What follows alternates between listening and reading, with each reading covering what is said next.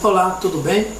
Nessa transmissão online, nós vamos debater sobre as protoformas do serviço social num contexto geral e também no Brasil. Agradecer a participação de todas as pessoas que estão online na página Serviço Social Brasil, que tem acompanhado nossos posts, nossos vídeos, nossas aulas na plataforma de cursos, Ideia Criativa Cursos, e pelas críticas, pelos comentários, pelos elogios, enfim, muito obrigado a todos. Então, em se tratando das protoformas do serviço social, num contexto mais geral, ele sofreu uma forte influência norte-americana do modelo de caso, grupo e comunidade, muito obrigado pessoal, sob a influência do pensamento de Mary L. Richman. Aqui já no Brasil, a implantação se dá no decorrer de um processo histórico iniciado aí a partir do ano de 1920, 1930. O surgimento das primeiras manifestações da institucionalização do serviço social pela Igreja se deu com a criação do Centro de Estudos e Ação Social de São Paulo, CEAS, em 1932. Com o incentivo e controle da Igreja Católica, aí destacaram-se algumas instituições mais importantes para o surgimento do serviço social. Além do SES, tem a Legião Brasileira de Assistência, que foi fundada em 1942, o Serviço Nacional de Aprendizagem Industrial, que foi também fundado em 1942, e o Serviço Social na Indústria de 1946. Todas iniciativas aí ou da Igreja, nas questões religiosas, de intervenção de caridade, filantropia, ou em relação à classe patronal, como resposta ao grito do próprio povo. Então ele se apresentou apresentou-se uma emergência aí da profissionalização do serviço social por meio da intervenção do Estado, que no caso foi mobilizado pela Igreja, né? Em correntes filosóficas também se opuseram a influenciar o serviço social, se puseram como parte aí o tomismo, o neotomismo, o positivismo, o conservadorismo, o marxismo, funcionalismo americano, marcaram muito aí a evolução das protoformas profissionais do serviço social. E aí no contexto histórico brasileiro também houve uma grande influência da profissionalização desde do seu início, que começou como uma forma do apostolado da Igreja Católica, aí na sua missão social, a doutrina social da Igreja, o laicado, o apostolado, tudo é interligado com a Igreja. O serviço social então surgiu decorrente da divisão social e técnica do trabalho, afirmando-se como uma profissão dentro da sociedade, dotada aí de uma dimensão teórico-metodológica e técnico-operativa indissociada das ordens éticas e políticas. Essa profissão surgiu no contexto do desenvolvimento capitalista e do agravamento da questão social, ou das expressões da questão social que se modificam com o tempo. Porém, para localizá-lo, é necessário compreender o conceito e o contexto histórico de sua institucionalização, como também as influências teóricas que permearam a sua gênese. O serviço social iniciou seu embasamento teórico com a influência norte-americana do modelo de caso, grupo e comunidade. Nós teremos um vídeo para tratar especificamente disso, porque é um tema bastante complexo, exige bastante profundidade e uma discussão bem ampla sobre caso, grupo e comunidade, para entendimento na questão teórica. O curso é histórico, teórico e metodológico. Então tem que, em alguns pontos, para poder haver mais clareza, a necessidade de separar o contexto histórico do contexto teórico e do contexto metodológico. São três partes, que se interligam entre si, mas que em alguns casos, como é no caso da influência norte-americana, caso, grupo e comunidade, para que haja um entendimento, porque essa prática infelizmente ainda existe hoje. A falta de compreensão daquilo que já devia ter sido superado acaba propondo a recuperação de uma prática que já deveria ter sido abandonada. As pessoas não entendem, por não entender, acaba praticando. Nesse princípio, a ação profissional sob a ótica do ideário da professora Richman inscreve uma metodologia pautada numa análise médica das expressões da questão social, na qual exige um levantamento de dados, uma espécie de consulta e aplicação de um remédio. Por isso que se chama uma análise médica, né?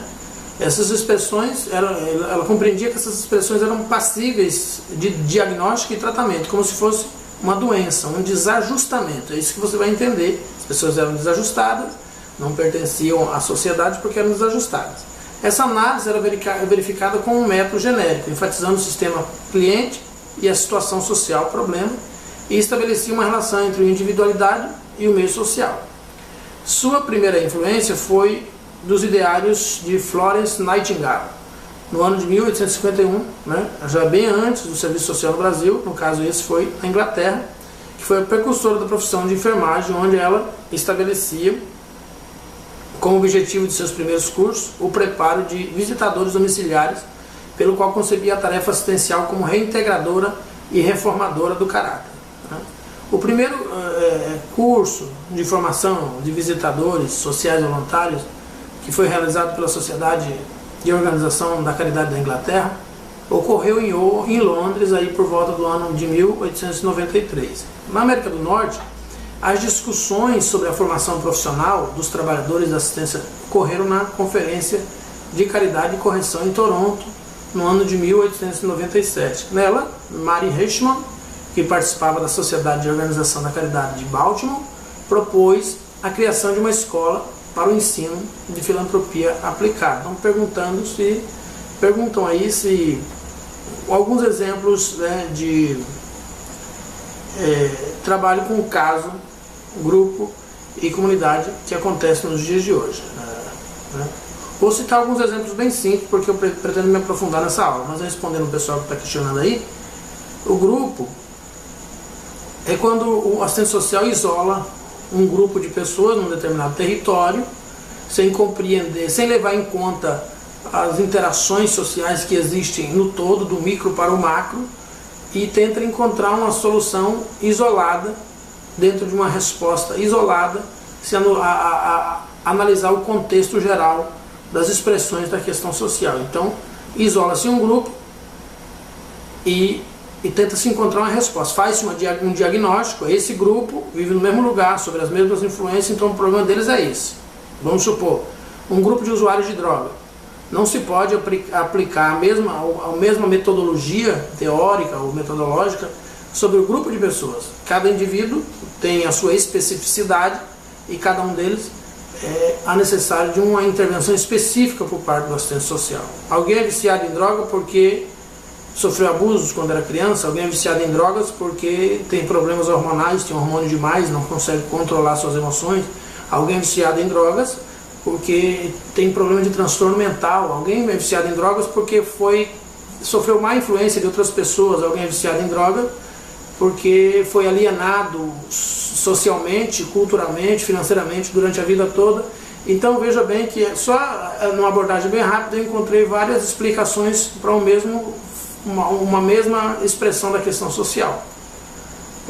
Por isso que não se pode fazer um tratamento em grupo devido às especificidades, né? Então, fazer o diagnóstico de um problema e encontrar uma resposta única para o problema de um grupo é o mesmo que fazer um diagnóstico para um caso depois que querer aplicar em outro caso. É o mesmo diagnóstico do anterior. Não funciona, porque as pessoas são diferentes, as situações são diferentes, as expressões da questão social se manifestam de forma diferenciada.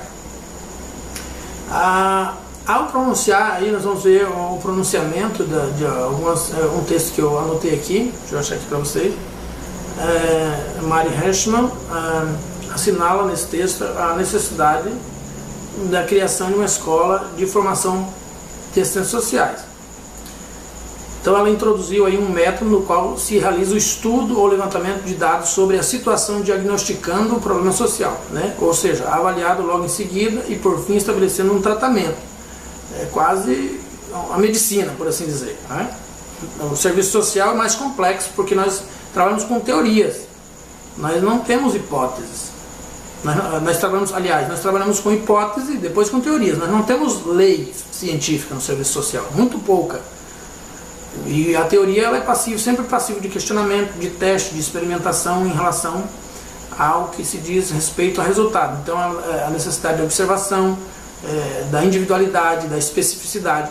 Então não tem como você dizer que vai fazer um diagnóstico e em seguida aplicar um tratamento, porque não vai surtir o mesmo efeito. Pode funcionar com 1, mas em 9 não vai funcionar.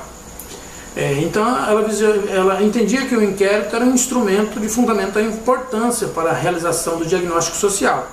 E depois ela fazia o tratamento e acreditava que só através do ensino especializado poder-se obter a necessária qualificação para realizar esse procedimento.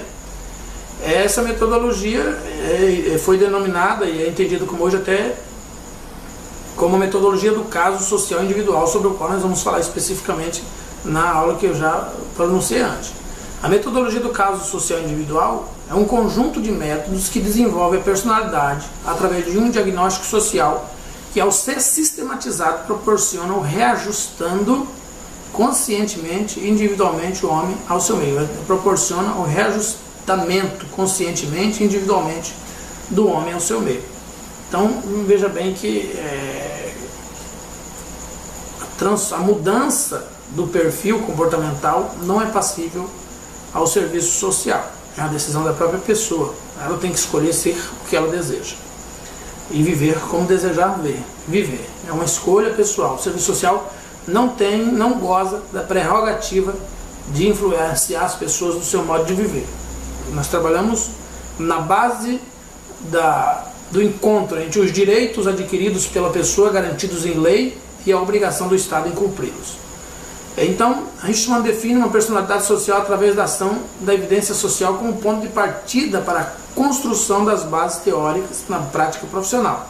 Define também uma nova concepção para o ser social, sendo este produto das relações intrínsecas entre a personalidade e o meio, podendo explicar o caso social como um fenômeno de totalidade.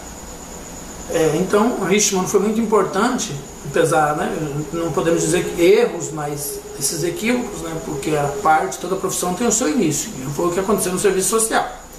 Ela teve a primeira iniciativa institucionalizando a prática do serviço social, pois foi ela que verificou as ações caritativas, que as ações caritativas não eram mais suficientes para atender às reivindicações da classe operária e de outros setores da população. Ela identificou também tais ações como as formas de intervenção desumanizadora da instituição e da população. Assim, então, no ano de 1897, ela propôs a fundação de uma escola de filantropia aplicada, transmitindo o caráter profissional aos serviços sociais até então executados. Em 1898, a New York Charity Organization Society levaria o ideário inicial de Mary Richman, e aí nasce a primeira escola de serviço social em Amsterdã, no ano de 1899. Veja que o Brasil, nesse quesito, não ficou tão atrás. Nós temos outras ciências aí que levou 300 anos para chegar no Brasil. O serviço social, o nascedor no mundo, como profissão e reconhecimento, e vindo para o Brasil, aí não ficou muito distante. Em um curso, nesse caso aí em Amsterdã, o curso tinha apenas 2 anos, era composto de matérias como conhecimentos sociológicos gerais, problemas socioeconômicos, legislação e treinamento prático supervisionado em diferentes campos aí do serviço social. Em 1904, o curso mantido pela New York Charity Organization Society adquire a forma de curso de apenas 1 ano de duração, ministrado pela Escola de Filantropia de Nova York, a primeira escola de serviço social nos Estados Unidos. Posteriormente, essa escola se tornaria a Escola do Serviço Social da Universidade da Colômbia.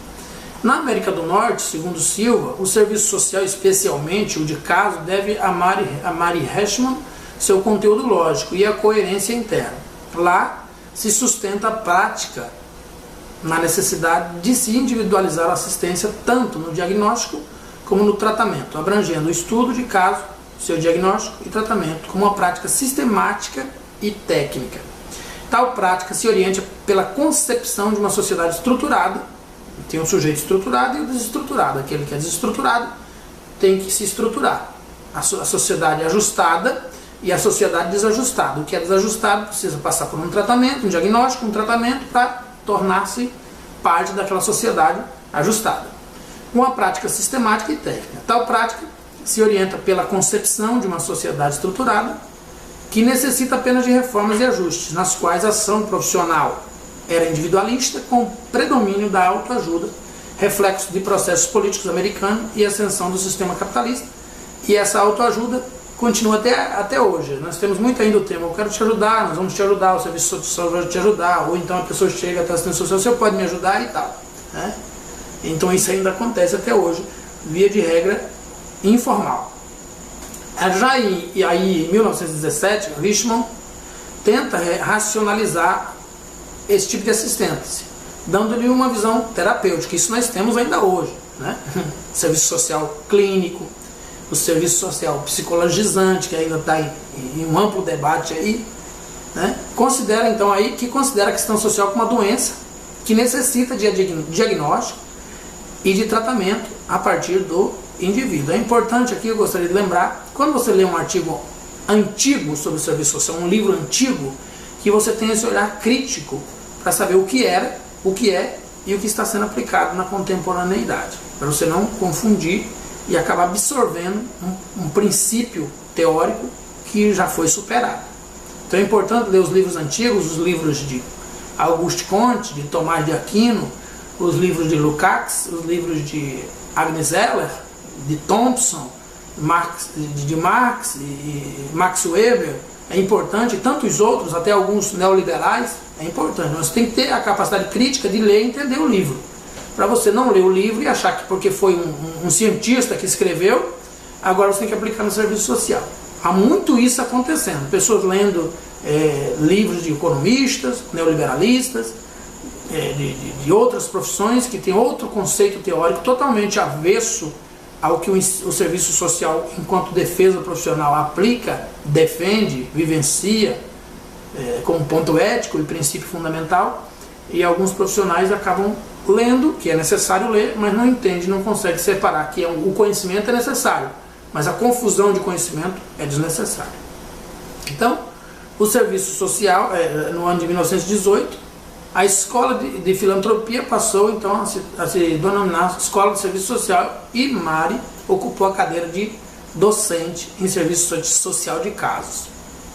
Então o serviço social como profissão moderna começou a ser sistematizado com a contribuição de Mari Richmond, a partir do voluntariado assistencialista, por meio de sua teorização do diagnóstico social das situações problema, fruto de dois fatores: a situada na sociedade segundo seu contexto e industrialização, e a ascensão da classe proletária, e o desafio de oferecer resposta.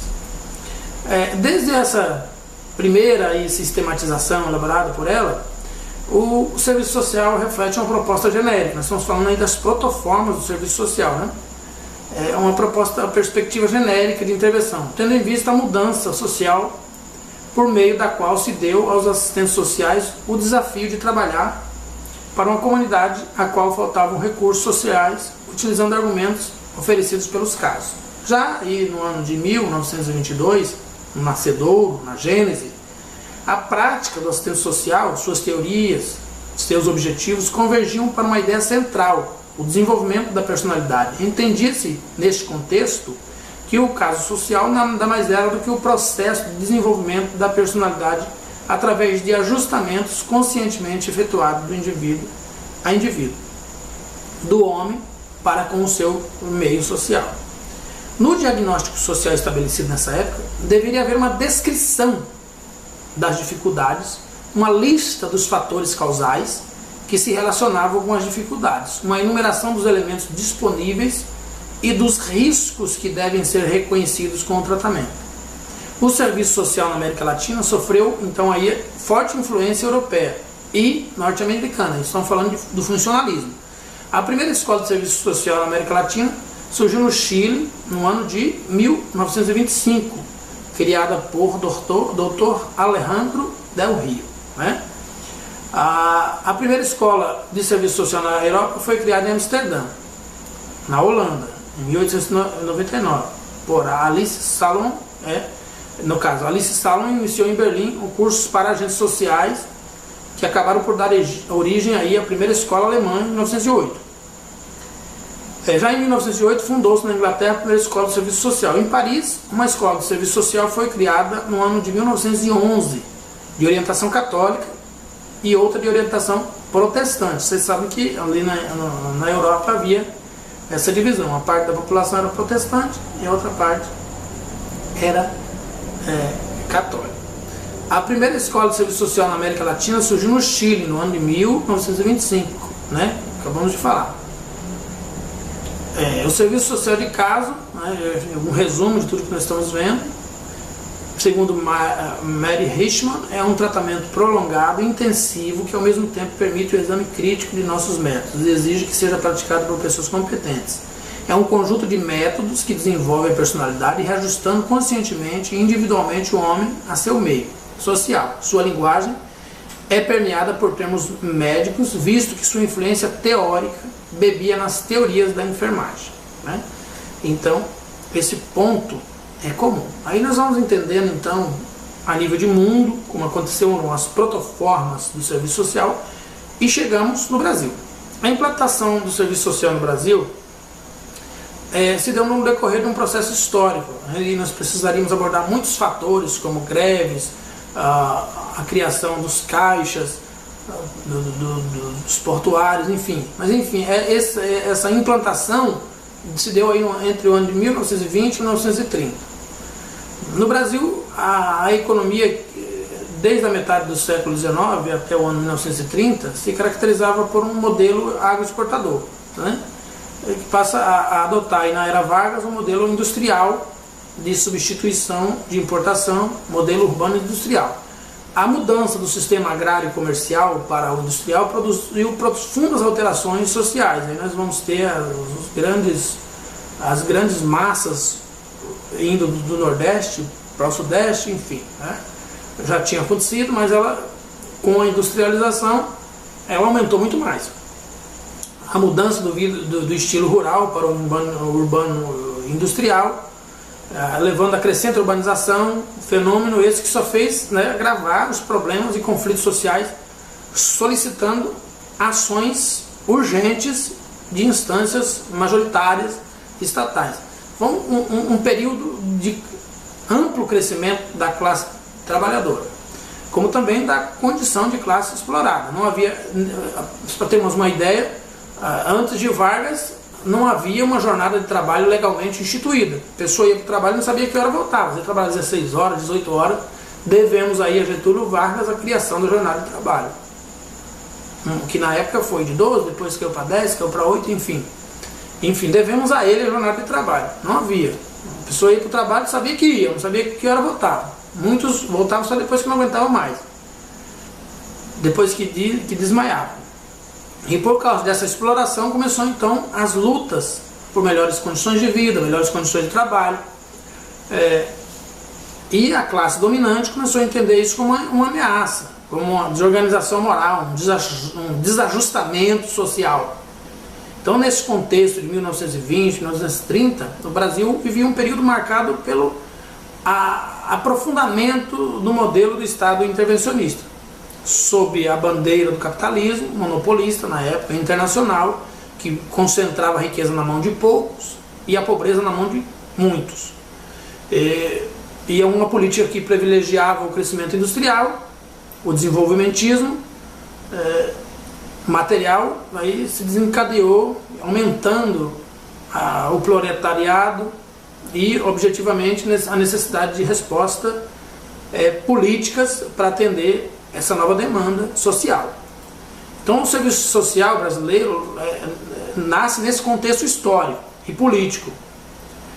A sociedade encontrava-se em uma conjuntura marcada, em 1930, pelo desenvolvimento capitalista, ainda desconhecido, pelos conflitos de classe, pelo crescimento da classe trabalhadora, quando se tratava uma luta contra a exportação da mão de obra dessa classe e pela defesa de seus direitos, cidadania, e uma intervenção nos problemas das sequelas dessa questão social. Por exemplo, o indivíduo se mudava da roça, só sabia trabalhar na roça. Chegava na cidade atrás de emprego, melhores condições de vida, e aí não arrumava emprego, por exemplo, ou arrumava um subemprego, porque não tinha experiência. E aí vários fatores levaram aí a exponenciação, por assim dizer, da questão das favelas e de muitos outros fatores, do alcoolismo e muitas outras expressões da questão social. Então a história de condição de existência da classe trabalhadora, a marginalização, o pauperismo, se põe aí como um terreno muito fértil para a atuação profissional. A esses grupos não sobrava outra coisa a não ser a aceitação, a resignação do seu destino. Mas não para todos, muitos se rebelavam. Aí nós vamos ver Yamamoto falar sobre essa rebelião, Paulo Neto, o rebelde contra a exploração da qual ela vinha sendo objeto. E nascem os movimentos, as lutas de classes, os sindicatos. Então no ano de 1925 é criado o Conselho Nacional do Trabalho. E com a nova Constituição logo ele foi extinto. Aí o processo de profissionalização e legitimação do serviço social encontrava-se articulado ao crescimento das instituições socioassistenciais estatais que surgiram a partir da década de 1940. Então o Brasil aí na década de 1920 vivia aí o primeiro período da República, marcada por ações fortemente repressoras. A repressão policial peculiar da Primeira República era um vício e apresentava o fracasso do plano da burguesia em conter o avanço do movimento operário. Necessitava de mecanismos mais sólidos para combater as contradições sociais. É aí que ficou evidente e necessário a intervenção do Estado para resolver esse embate entre o patrão e o empregado. Não houve intenção de garantia de direitos, só houve intenção de um cala-boca, por assim dizer, usando uma linguagem bem popular. No Brasil, então, no caso do desenvolvimento material, o início desse período, desse boom do desenvolvimentismo econômico, desencadeou a expansão do número de empregados, o proletariado, a exploração de mão de obra, reforçada aí pela migração interna, e foi necessário a criação de políticas para controlar e absorver esses segmentos sociais. E Yamamoto vai nos dizer que o Estado procurou incorporar as reivindicações da classe trabalhadora nacional, ampliando a base de reconhecimento legal da cidadania e do proletariado e dos direitos sociais por meio da criação de legislações sociais. Então, em seguida, o profissional foi necessário, buscou-se um profissional capaz de apresentar respostas, aprimorando e apropriando-se de técnicas que encontrasse uma forma de minorar. E nessa época, um único exemplo conhecido era o do serviço social norte-americano, conhecido também como funcionalista, né? Então, ele era positivista, funcionalista, havia uma mistura, esse que foi aplicado no Brasil. E Yamamoto vai falar que dentro aí das instituições mais importantes para o surgimento do serviço social, podemos destacar aí, em 1938, o Conselho Nacional do Serviço Social, a Legião Brasileira de Assistência, em 1942, e o Serviço Nacional de Aprendizagem Industrial, de 42, e o Serviço Social da Indústria, de 46. Então você vai observando que todas esse conselho, legião e tal, é tudo relacionado com a classe patronal, ou com a igreja, ou com a classe patronal, ou com o Estado. Não havia autonomia do serviço social. A criação dessas instituições, bem como pano de fundo, é um período da história do Brasil marcado pelo aprofundamento do modelo do Estado intervencionista sob a égide do capitalismo monopolista. Então, aí no Brasil, até 1930, a pobreza não era vista como uma expressão da questão social. Pelo contrário, todas as expressões dela eram tratadas como caso de polícia e resolvida através de meios repressivos. Dessa forma, a pobreza era tratada como disfunção individual, uma doença que poderia ter tratamento ou um caso que poderia ser resolvido. Então a questão social só passa a ser objeto de intervenção por parte do Estado com a instituição das políticas sociais, porém com ações fragmentadas, pontuais, parcializadas, né? Desse modo, a questão social é atada nas suas expressões, desvinculada do contexto social, que é o elemento que gera suas expressões. Antagonismo entre as classes e desigualdade social. A primeira grande ação da regulação assistencial, da assistência social no país, ocorreu a partir da instalação do Conselho Nacional do Serviço Social, o CNS, criado em 1938. Então aí vai aparecer as primeiras manifestações da institucionalização do serviço social pela Igreja, que ocorreu com a criação do Centro de Estudo e Ação Social de São Paulo, CEAS, em 1932, e com o incentivo e controle da Igreja Católica. Então o CEAS tinha como objetivo central promover a formação de seus membros através do estudo da doutrina social da Igreja. Deixa eu ver aqui a resposta, muito bem. A partir desse estudo doutrinário, as ações eram fundamentadas visando a eficiência da ação e atuação dos trabalhadores sociais. Já em 1933, o CEAS tem aí suas ações intensificadas, com a participação da Liga Eleitoral Católica, através de campanhas de alistamento de eleitores, proselitismo, né? E em 1934 o CEAS organizou a primeira Semana da Ação Católica, na qual promovia a defesa dos princípios religiosos e morais católicos nesse ano. Então o CEAS fundou 4 centros operários para esse fim. E estes centros operários tinham o objetivo de atrair mulheres operárias, a fim de que as sócias e propagandistas buscassem, através da ministração de aulas, de trabalhos manuais, né, no caso de conferências, conselhos, entrar em contato com a classe operária com a finalidade de estudá-las e despertar seu interesse pelos problemas de classe, além de desenvolver seu associativismo. Estes centros também são vistos como uma etapa intermediária para o trabalho social em si. Não era a solução, era um intermédio, uma mediação, por assim dizer, uma aproximação, um caminho, uma via, né? Aí, a partir do curso intensivo de formação social para moças, promovido pelas Cônigas de Santo Agostinho, foi convidado Mille Adèle de Lonex, a Mademoiselle Adèle de Lonex, na Escola Católica do Serviço Social de Bruxelas. E depois, no fim desse curso, foi elaborado o primeiro relatório do CEAS, o qual expressa a necessidade de promover uma formação doutrinária e aprofundar o conhecimento dos problemas sociais para melhoria na atuação dos trabalhadores sociais. Já em 1936, através de esforços desenvolvidos por esse grupo, é fundada então aí a Escola de Serviço Social de São Paulo, a primeira desse gênero a existir no Brasil. Inicia-se, portanto, aí nós vamos mostrar para você aí no artigo que está no curso Fundamentos Históricos do Serviço Social, a linha do tempo do serviço social. Nós vamos mostrar várias fotografias relacionadas a esse período, inclusive da própria turma que se formou nessa época. Então, a primeira escola de serviço social tinha por finalidade de oferecer uma formação social através do conhecimento das questões e dos problemas sociais, preparando aí os profissionais para atuarem em vários campos da ação social, nas obras de assistência, no serviço de proteção à infância, nas organizações operárias e familiares. E com a ida então da Maria Kiel e Albertina Ramos à Bélgica, as primeiras, no caso aí, receber a formação do serviço social na Escola de Bruxelas, consolida-se então a fundação da profissão. Não legalmente, mas historicamente, por assim dizer.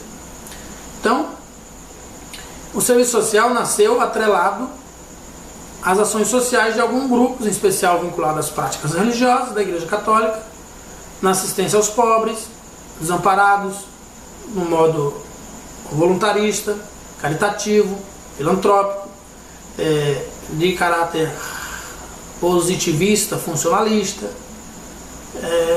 como uma forma de recuperar seu poder através da institucionalização da profissão do assistente social. No contexto histórico aqui expressado, supracitado, aparece aí a abordagem profissional da questão social como um problema moral e religioso, visando uma intervenção que prioriza a formação da família e do indivíduo para a solução de seus problemas, atendimento de suas necessidades materiais, morais e sociais.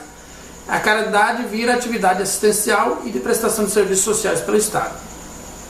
Então foi neste contexto aí do enfrentamento das expressões da questão social pelo Estado, com o apoio da iniciativa particular de alguns grupos e da Igreja Católica, que se conduziu à institucionalização e à legitimação do serviço social como profissão. É um cenário em que a pobreza é vista como ameaça à ordem burguesa e nada mais é do que um incômodo para a sociedade e precisa de uma solução. Mas mesmo com essa abrangência, a abertura, as primeiras iniciativas de organização da profissão, elas estavam ligadas a grupos sociais participantes do movimento católico laico e responsáveis pela ação social da Igreja Católica. Então é evidente que nessa mesma época a idealização da vocação natural feminina no estabelecer de atividades educativas e caritosas, cabendo à mulher a preservação da ordem moral e social, e sempre relacionado a valores morais, a virtude e tal. Então o serviço social surge aí atrelado ao ideário da doutrina social da Igreja Católica, com seu modo de voluntariado, caridade, filantropia. Vê-se muito aí a presença do assistencialismo, da feminização da profissão, desde a sua gênese. Então, sempre foi exigido aí nessa época um perfil mínimo para que uma pessoa pudesse ser um assistente social. Tinha que ser do sexo feminino, íntegra, devota, altruísta, ter senso prático, desprendimento, modéstia, simplicidade, comunicabilidade, bom humor, calma, sociabilidade, trato fácil, espontâneo, saber conquistar a simpatia, saber influenciar e saber convencer. Comunicação. Tinha que ter 18 anos completo, menos de 40. Tinha que ter a comprovação do curso secundário. Tinha que apresentar referência de 3 pessoas idôneas. Submissão a exame médico. A candidata deveria possuir boa saúde, não ter defeitos físicos. E alguns historiadores, logo no começo, aí, relatam que havia necessidade de comprovação de castidade e virgindade. Então, foi assim que nasceu a profissão. Então, essas características exigidas, elas permeavam aí entre características humanísticas de vocação, referenciamento e fé, a vocação de servir ao próximo como a si mesmo, despojando-se de si mesmo. E nessa questão, na consolidação aí da sociedade burguesa, é nesse contexto que surge o serviço social. Sua base toda sustentada no modelo de Estado burguês. Então verifica-se nesse momento que o Estado precisa intervir nos processos de regulação e reprodução social por meio de políticas sociais públicas. Então o serviço social no Brasil, até a primeira metade da década de 40, por ter a influência direta em receber apoio e orientação das escolas de serviço social da Europa e por ter como referência a Igreja Católica, tem uma forte influência europeia, vinculada aí ao pensamento conservador. E quando falamos pensamento conservador, obviamente estamos falando do tomismo, do neotomismo, que veio depois para tentar resgatar o antigo tomismo. Então, nesse princípio, nós estamos discursando a respeito das protoformas do serviço social no mundo e, por assim dizer, no Brasil. Então a Igreja Católica, voltando à questão, ela teve grande importância na formação das estruturas do serviço social nas questões teóricas. Então, se você quiser entender mais sobre a questão dos princípios, você precisa conhecer a doutrina social da Igreja. Uma pesquisa fácil nesse campo vai abrir bastante o entendimento. Nesse período nós tínhamos também algumas perspectivas, algumas correntes, vertentes teóricas. Uma delas era o chamado conservadorismo romântico. Ele já apareceu na gênese do serviço social, denominado como serviço social tradicional. O conservadorismo romântico está intimamente ligado ao pensamento e à tradição católica europeia franco-belga, França e Bélgica. Além da concepção moral anti-histórica, o conservadorismo romântico também se enquadra aí na concepção da história que entende as diferenças sociais como expressão dos desígnios de Deus e que, portanto, elas não seriam passíveis de qualquer tipo de questionamento ou mudança, né? Quando nós falamos questionamento, nós estamos também falando de mudança, ou seja, não se aceitava que as questões culturais pudessem sofrer nenhum tipo de mudança. Essa questão do conservadorismo romântico entende que um determinado comportamento moral, um determinado fato social, uma determinada entendida virtude tem que permanecer sempre do mesmo modo, não pode haver mudança. E aí nós entendemos com Marx e com Lukács e com Agnes Heller e Thompson e tantos outros que a sociedade se transforma, ela evolui. E se aplica aqui a teoria da evolução de Darwin, que também entende-se como teoria da evolução social. Ela não está parada no tempo, ela evolui. Então a dialética história, materialismo histórico, vai nos explicando isso, né? É o contraponto ao conservadorismo romântico. O que funcionava hoje, e é por isso que amanhã já não funciona mais, em relação ao entendimento das expressões da questão social. É por isso que o assistente social ele precisa ter essa visão para compreender o entendimento e a diferenciação entre os princípios teóricos das protoformas, do movimento de reconceituação, do movimento histórico-crítico, até o movimento contemporâneo. Entendendo, ele vai perceber que aquilo que não funcionou, não adianta teimar, não vai funcionar mais. Mas enquanto você não entende, não consegue fazer essa diferenciação, sempre vai ficar a teimosia de fazer o apostolado através do serviço social, o proselitismo através do serviço social, aplicar a religião para transformar as pessoas no serviço social e assim por diante, curar as pessoas, a terapia, o serviço social clínico, o serviço social de caso, de grupo, de comunidade, o serviço social psicologizante, que esse é bem mais novo agora, mas que se tratando do processo terapêutico de antes e o diagnóstico e tratamento, há uma certa similitude entre o que já foi superado, que não entendeu-se que não é a resposta para as expressões da questão social. Então a necessidade de conhecer todo esse aprofundamento histórico da profissão para se evitar erros possíveis, que já foram superados, que não há mais necessidade de repetição. Tendo esse entendimento dessa evolução, por assim dizer, histórica, nós vamos compreender vários fatores, várias teorias, métodos que não funcionam ou que foram superados por muito debate, pela construção teórica, o acúmulo teórico da profissão em mais de 60 anos.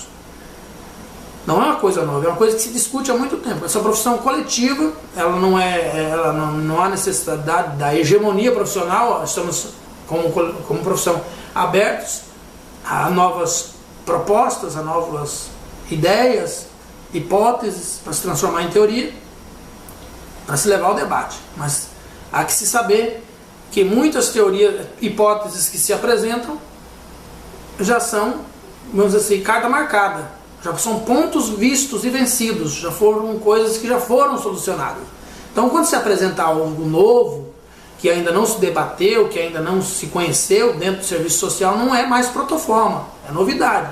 Pode até ter algum equívoco naquele ponto a ser discutido, naquele ponto teórico, naquela hipótese, pode ter até algum equívoco, mas pelo menos já se sabe que não é mais a repetição daquilo que já foi superado. Eu tenho visto muitas pessoas estudiosas do serviço social apresentando os mesmos problemas que já foi amplamente debatido e superado Enquanto é estudante, a gente até entende, explica e tal. Ele é estudante, está começando, tem o direito de se equivocar. Mas já profissionais formados, já trabalhando no campo, já responsáveis por grandes grupos, grandes territórios, né, cometendo os mesmos erros, incorporando as mesmas técnicas superadas, as mesmas metodologias, as mesmas teorias, né, e ainda tentando trazer para o debate coisas que já há mais de 50 anos, 30 anos, 20 anos, foram superadas dentro do debate profissional coletivo. Não sei se por falta de conhecimento ou por teimosia ideológica mesmo, né? Enfim. Então aqui nós chegamos a um outro ponto, que já expliquei numa outra aula, mas vou aqui, com base no que está anotado, fazer uma breve explanação, que é o positivismo, de Augusto Comte. É importante entender Comte? Sim, existem muitas particularidades de Comte que explicam muitas coisas. Você não vai, muitos desses escritores você não vai entender para aplicar, mas você vai entender para rejeitar, ou você vai entender para poder separar qual é o seu comportamento profissional, o que é que tem possibilidade de funcionar, qual é a teoria mais assertiva dentro de uma perspectiva ética e evolutiva nos quadros sociais históricos e contemporâneos. Então você não conhece um determinado escritor, um determinado autor simplesmente para concordar com ele ou para aplicá-lo. Conforme você vai lendo, você começa a perceber que não, parece que a coisa não fecha bem. Vamos ver, positivismo de Augusto Comte. Ele se encontra fundamentado na lei dos 3 estados, que podem ser sistematizados pela afirmação de que todas as ciências e o espírito humano como um todo se desenvolvem através de 3 fases distintas. Estado teológico, em que o espírito humano explica o fenômeno por meio das vontades divinas ou agentes sobrenaturais. Estado metafísico, onde os fenômenos são explicados por meio de forças ou entidades ocultas e abstratas, como o princípio vital. E estado positivo, no qual os fenômenos se explicam de forma científica, utilizando-se a experiência sensível. O estado positivo seria então um último estágio da evolução da sociedade. Devemos destacar no seu dia a dia os seguintes elementos republicanos sob a influência do positivismo. A bandeira republicana com seu distintivo ordem e progresso, a separação da igreja e do Estado, o decreto dos feriados e o casamento civil. No Brasil, o positivismo teve forte influência. O exemplo mais comum é a frase que está escrita na nossa bandeira, ordem e progresso. Esse trecho foi extraído da frase: o amor por princípio, a ordem por base, o progresso por fim. Então essa frase expressa uma sociedade fraterna, justa e progressiva. E, inclusive me lembrei agora, assisti hoje o filme Um Estado de Liberdade, muito bom, recomendo. Você vai ver 2 gerações de pessoas no mesmo filme sofrendo os mesmos problemas sobre a segregação racial. Filme muito bom, e apesar de ser republicano, de extrema direita, ele resolve rebelar-se contra os estados do sul e forma um estado, primeiro uma cidade, depois um estado, o estado de Jones. Eu não vou contar o spoiler aqui não, para não estragar o filme, mas enfim, a frase que ele disse, uma frase que era um dos princípios do estado que ele formou: que ninguém seja rico em função de alguém ser pobre. Algo mais ou menos assim. Que ninguém tenha que ser rico se outro tiver que ser pobre. Então, são um filme muito bom que eu recomendo. Isso, o princípio do filme perpassa alguns pontos positivistas, mas essa frase em específico também fala, de certo modo, do positivismo numa apreensão mais socialista, por assim dizer, né? Então, o positivismo, que traz o funcionalismo, entende que a sociedade chegou num ponto final de evolução. Não vai evoluir mais do que isso. Agora tem que se preservar o ponto que se chegou. E é aqui que ela não vai encontrar, ao longo do desenvolvimento social, não vai encontrar um respaldo para responder os questionamentos que vão surgir depois dessa evolução final.